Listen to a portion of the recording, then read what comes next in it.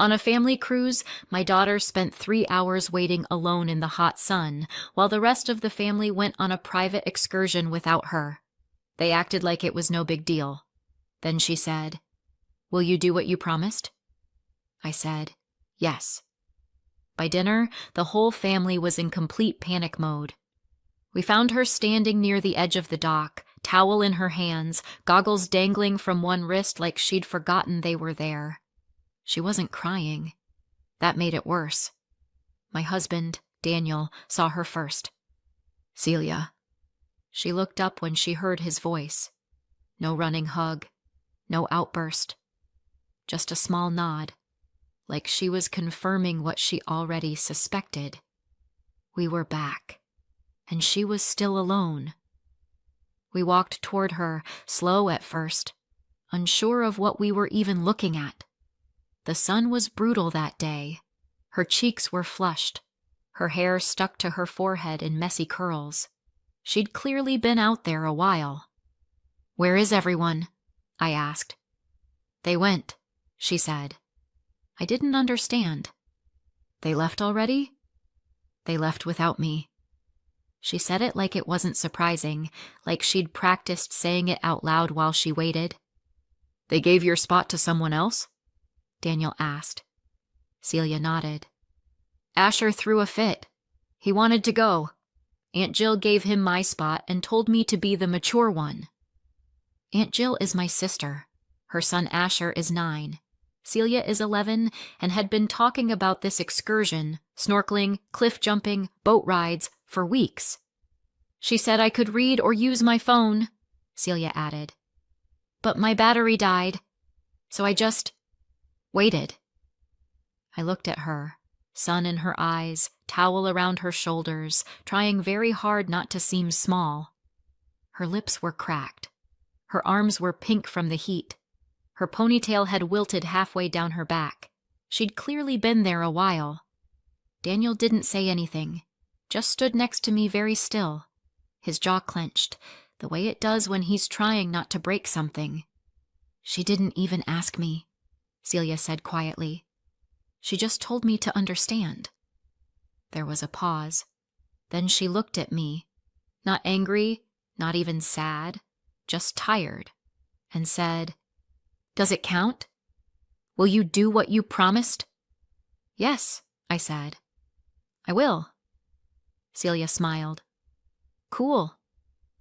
3 hours later, the family chat exploded, and by dinner, everyone was shouting in a panic. People talk about adoption like it's just a form you fill out. You decide, you apply, and one day you pick up a child and call it a family.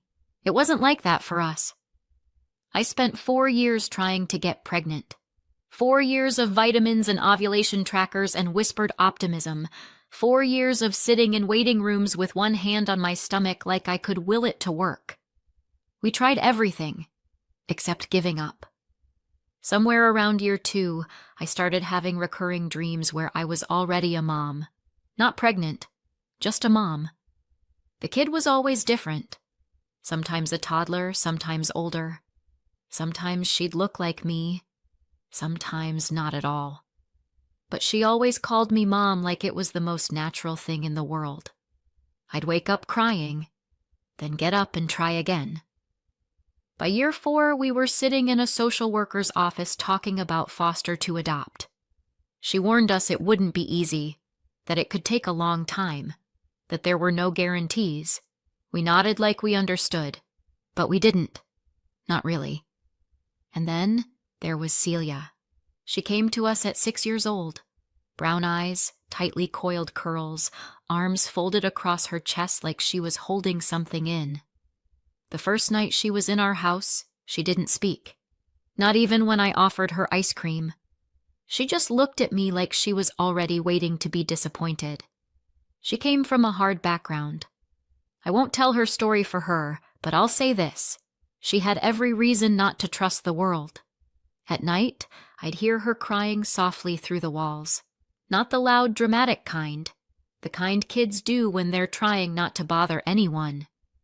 I'd sit outside her door and whisper that she was safe now, that she could take all the time she needed. It took months for her to call me anything at all. When she finally whispered Mom for the first time, she said it like a test. I pretended I didn't hear it, just smiled to myself while doing dishes, then went into the bathroom and cried for 10 minutes straight. Daniel took longer to win her over. She was wary of him at first, but he never pushed. Just showed up every single day, sat on the floor while she colored, let her help him fix things that didn't really need fixing, held out his hand every morning and let her decide whether or not to take it. She did, eventually. One day she walked up behind him while he was changing a light bulb and said, "Be careful, Dad." He dropped the bulb. We both pretended it was an accident. We didn't know if we'd get to keep her. That was the hardest part. Every court date felt like holding our breath. Every phone call from her caseworker made my heart race. I wanted to love her like forever, but I was terrified of the day someone might take her away. And then came the day the judge said yes. The paperwork was done. The ink was dry. The caseworker hugged us and called me Mom, like it had always been true. Celia was officially our daughter. We went out for ice cream, and she got every single topping she wanted, even the weird ones that didn't match. She grinned the whole time. We've never forgotten what it took to get her. I think that's why it hurts so much, watching people act like she's lucky to have us, like we did her some noble favor by taking her in, as if we're saints for loving our own child. The truth is, we're the lucky ones. Every single day. We know it. We feel it. But not everyone sees her that way, and that's where the cracks started. The first time it happened, I told myself I was imagining it. It was at my sister Jill's house, a few months after Celia's adoption had gone through. The whole family was gathered for Thanksgiving. Turkey, stuffing, my mom's usual passive-aggressive pie commentary. The kids were running around in matching shirts Jill had ordered from Etsy. Each one had their name on the back in gold script. Except Celia didn't have one. She wore a plain pink sweatshirt. When she asked if maybe hers got lost, Jill laughed and said, "Oh, I didn't think you'd want one." You know, because she's more introverted. I started to say something. Then my mom gave me that look. The one that says, "Don't ruin the day." So I swallowed it. Told myself it wasn't a big deal. That next time, I'd speak up. But next time came. And then another. And another. There was the group text about the family reunion, sent to everyone but me. The Christmas slideshow with photos of every niece and nephew, including ones I barely knew, except Celia. The birthday party where every kid got a goodie bag filled with toys and treats, and Celia's had a broken crayon, a pen, and a wrapped peppermint. "She's older," Jill said. "The others are still into that stuff." She was 9. Even when Celia tried to connect, it felt like she was being held at arm's length. The other cousins would form little clusters, whispering and giggling. Celia would hover just outside the group, holding her cup or her plate like it might earn her an invitation. Sometimes she'd catch my eye across the room and smile like everything was fine. Sometimes she wouldn't smile at all. We talked about it, Daniel and I, quietly, after she went to bed. At first, we debated whether we were reading too much into things, whether maybe it was just the usual family weirdness. But then came the night Celia asked if she was just visiting our life, like maybe this was a trial and we hadn't told her. I said, "What do you mean?" She said, "I don't think they think I'm real family." That was when I stopped pretending. Daniel sat her down that night and told her something we should have said sooner. "If they ever make you feel small again," he said, "we'll walk away. No more second chances. We don't need their permission to protect you." Celia didn't cry. She just nodded. "Cool." When the cruise came up, I hesitated. It was a big trip. 5 days, shared cabins, meal plans, activities with cousins. I didn't want her getting hurt, but she was excited. She kept asking if she could bring her camera, if there would be snorkeling, if maybe the other kids would finally get to know her better. She said, It'll be different this time. She packed days in advance, picked out her goggles and practiced jumping into the pool so she'd be ready. She kept saying, "I think they'll really like me this time." The morning of the excursion, we all met for breakfast. There were 2 excursions that day, one calm and scenic, one more adventurous. Celia picked the adventurous one. So did the other kids. So did Jill and a few adults. Daniel and I went with the calmer group. We kissed Celia goodbye, reminded her to wear sunscreen, told her to have fun. She waved and said, "I will." She was so proud to be going without us, so proud to be one of them. And then they left her, told her there wasn't room, that Asher wanted to go and he was younger so she should understand. They left her by the dock with her towel and her goggles and a dying phone. She waited 3 hours, and when we found her, she didn't cry, she didn't complain. She just looked at me and asked if it counted. It did. Everything she'd put up with, everything we'd brushed off, everything we thought she was strong enough to shrug away, it all came to a point right there on that dock. And when she asked, "Will you do what you promised?" I said, "Yes." No hesitation, no looking around for a softer option, no more being the bigger person. 3 hours later, the group chat exploded, and by dinner, the family was in panic mode. We didn't go back to the ship. We walked Celia to the hotel just past the boardwalk, booked a room, and didn't say a word in the elevator. She peeled off her towel like it was heavy. Her arms were red from the sun. I helped her rinse off in the shower and handed her one of Daniel's oversized t-shirts to wear. Daniel ordered 3 milkshakes and 2 baskets of fries from room service. Celia drank hers in one long sip, then fell asleep on the bed without even asking what was next. By the time she closed her eyes, Daniel had already canceled our remaining days on the cruise. We lost the money. Didn't care. That night, we found a flyer in the hotel lobby for a private snorkeling charter, the exact same kind of excursion she'd missed. It left the next morning. Daniel booked it for 3. She woke up smiling when we told her. No one from the family had messaged us directly yet, just vague texts in the group chat. "Where did you go? Everything okay? We were looking for you at dinner." We ignored them, and that's when the panic started. At first it was just Jill.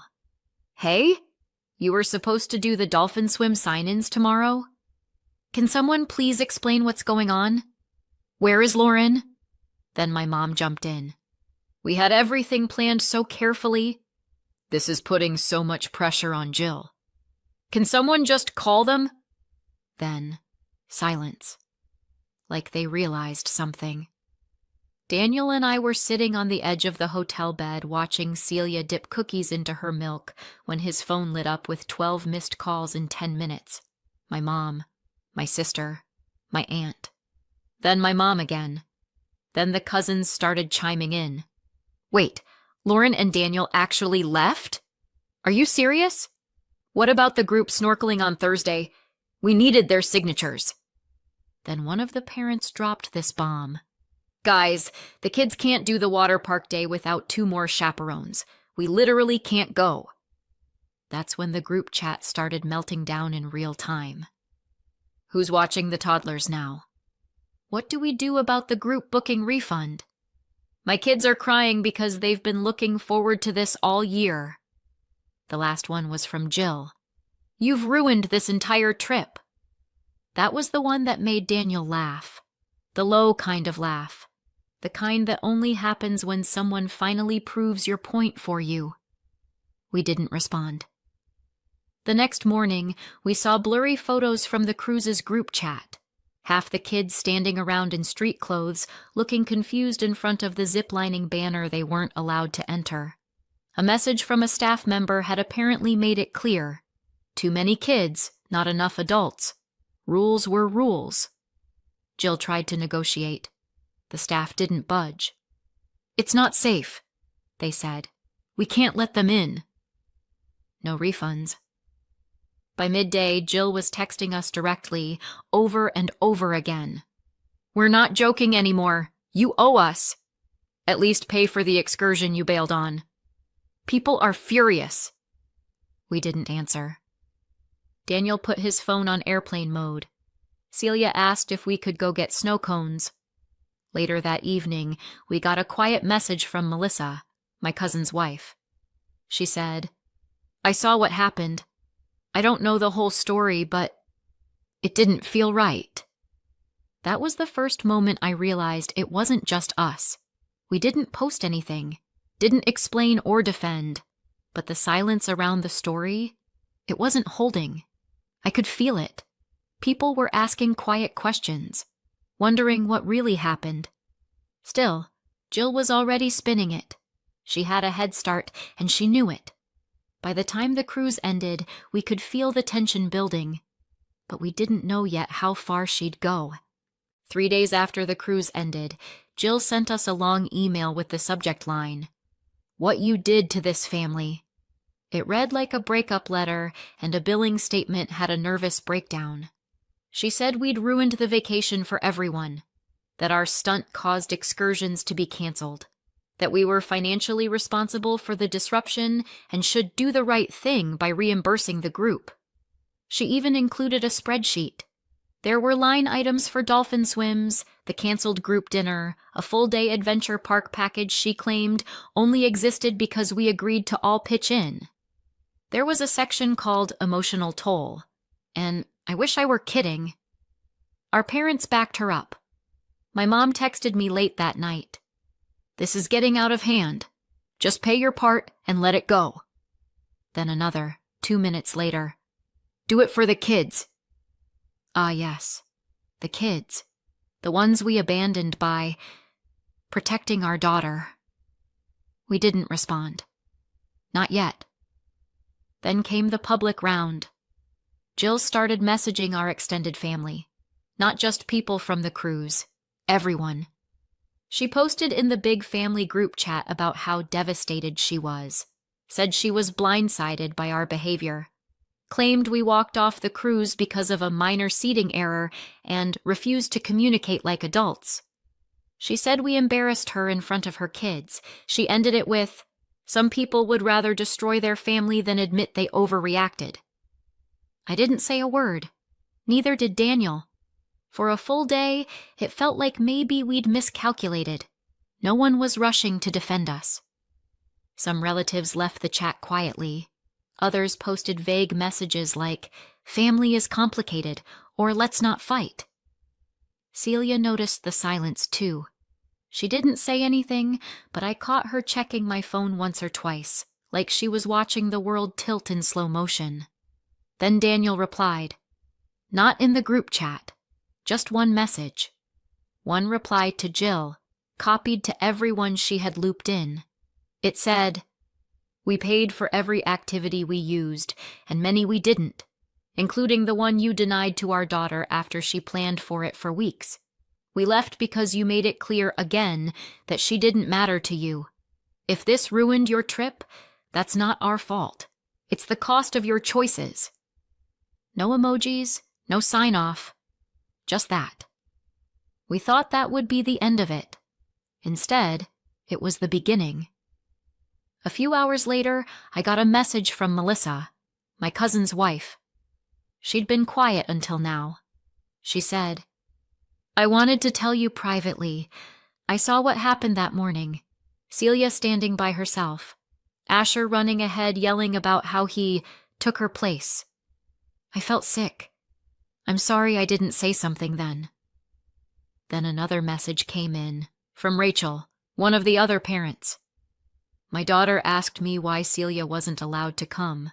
She said Jill told them Celia wasn't really a cousin. I'm so sorry. I didn't know it had been like this for so long."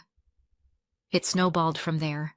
People started speaking up, quietly at first, then louder. Someone shared that they'd heard Jill joke at dinner once that Celia was Daniel's bonus child. Someone else said they noticed how Celia was always left out of group photos, how she never had a name card. how her gifts were always generic, last-minute things you grab at the airport. And then Nora, Jill's niece, spoke up. She posted in the group chat for everyone to see.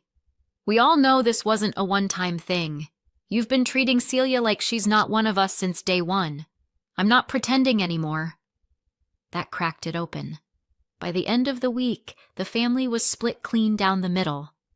Some stayed with Jill and my parents, claimed it was all being blown out of proportion, that we were too sensitive, that kids don't notice that stuff. Others, people I hadn't heard from in months, sent messages saying they were proud of us, that they wished they'd stood up earlier, that they were glad someone finally had. And Celia? She got texts from a few of the cousins she'd never been close to, ones who said, "I'm sorry," ones who said, "I miss you," ones who said, "I'd really like to hang out sometime, if it's okay." We stopped replying to Jill and my parents entirely. We blocked them a few days later after my mom sent one final message that said, "You're tearing this family apart over one hurt feeling." "One?" Celia read it over my shoulder. She didn't say anything. She just got up and went to her room. The next morning, Daniel and I sat down at the kitchen table with her and asked if she wanted to invite anyone over this summer. She said, "Can I pick?" We said yes. She smiled, named 4 cousins, all people who had reached out. We made a group chat, started planning a weekend trip. Small. Just us. And it felt good. Quiet. Clean. Like starting over. We didn't get justice, but we got clarity. We didn't get revenge, but we got peace. And Celia? She stopped hovering around the edges of rooms. She stopped checking her phone for approval that wasn't coming. She stopped asking if people forgot her name. She walks different now. Straighter. Calmer. Like she knows she belongs, because we made a world where that's true. Not by force, but by finally saying, "This is enough," and meaning it. It's been 5 years. Celia just turned 16 last week. She spent the day at the beach with 3 of her cousins. Yes, those cousins. The ones who stuck around. The ones who saw through the noise and chose kindness. They brought cupcakes, not out of guilt, but because they wanted to. One of them gave her a book with a handwritten note inside. She read it twice. She still remembers that cruise. Not the ship or the excursions, but the dock, the heat, the towel she wouldn't put down. She remembers what it felt like to be left. But more than that, she remembers what happened next. She remembers what it meant when we chose her. And so do I. We lost a lot of people that day, but we didn't lose ourselves. Still, sometimes I wonder, did we go too far? Or did we just finally stop shrinking?